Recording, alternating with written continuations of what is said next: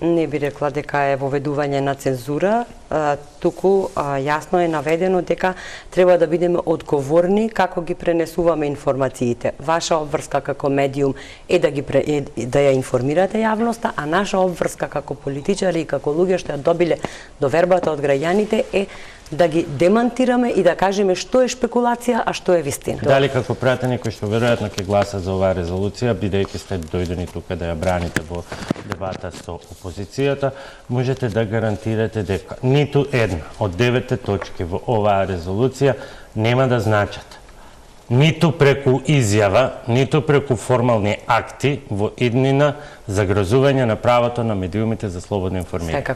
Секако, значи не сме политичка партија која што напаѓа медиуми, верувајте, таква една политичка партија имаше која што ги наведе медиумите со име и презиме, да кажам, дека биле против таа политичка партија, немаме такви интенции. Значи имаме гаранција од пратеник. Да.